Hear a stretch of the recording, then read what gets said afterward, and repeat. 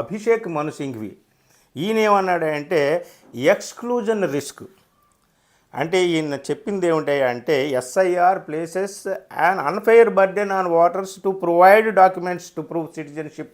ఇంతకుముందు ప్రశాంత్ భూషణ్ చెప్పినట్టే సిటిజన్షిప్ని ప్రూవ్ చేసుకోవడం కానీ అలాగే ఇంకా వాళ్ళు ఇచ్చినటువంటి లిస్ట్ ఆఫ్ డాక్యుమెంట్స్లో ఏ ఒక్కటి ఇవ్వడానికి కానీ పాపం వాళ్ళు పువర్ పీపుల్ అంతా తేలికగా కాదు. ఇదంతా కూడా ఎక్స్క్లూజన్ మెజారిటీ పీపుల్ని ఎక్స్క్లూడ్ చేయడం కోసం చేస్తున్నటువంటిదిగా కనిపిస్తుంది అని చెప్పి ఫెయిర్నెస్ లోపించింది అని చెప్పి ఆయన ఒక ఎలిగేషన్ చేశాడు.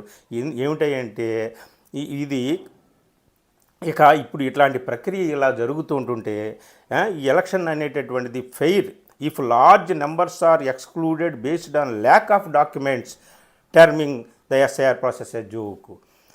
అంటే ఈ విధంగా ఎక్స్క్లూజన్ అనేటటువంటి ప్రక్రియనే మీరు పెట్టుకొని ఈ విధమైనటువంటి డాక్యుమెంట్స్తో ఏదో సాకు చూపించేలా చేయడం అంటే చేస్తే ఇక ఎన్నికల మీద మాకు ఫ్రీ అండ్ ఫెయిర్ ఎన్నికలు జరుగుతాయని నమ్మకం ఎలా కుదురుతుంది? ఈ మొత్తం ఎస్ఐఆర్ ప్రాసెస్ అంతా కూడా ఇట్స్ ఎ బిగ్ జోక్ అని చెప్పి అభిషేక్ మను సింఘ్వి కొట్టిపాడేశాడు అనమాట.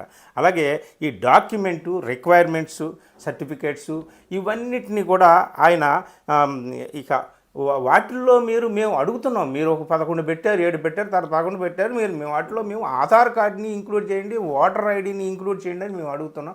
అది ఎందుకు చేయరు? అది కూడా గవర్నమెంట్ ఇష్యూ చేసిందే కదా అని చెప్పేసి ఆయన చెప్తున్నాడు అనమాట.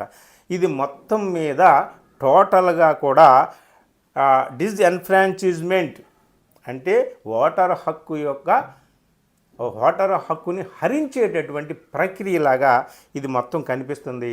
మీరు ఏమి పట్టించుకోవడం లేదు అని చెప్పేసి మొత్తం అందుకనే ఈ ఎస్ఐఆర్ ప్రక్రియ ఏదైతే ప్రాసెస్ జరుగుతుందో దాన్ని దయచేసి ఆపండి అని చెప్పేసి ఇదంతా కూడా మాస్ డిలీషన్ ప్రక్రియ, మాస్ డిస్ఎన్ఫ్రాంచైజ్మెంట్ అని చెప్పి అభిషేక్ మను సింఘ్వి కూడా అన్నారు.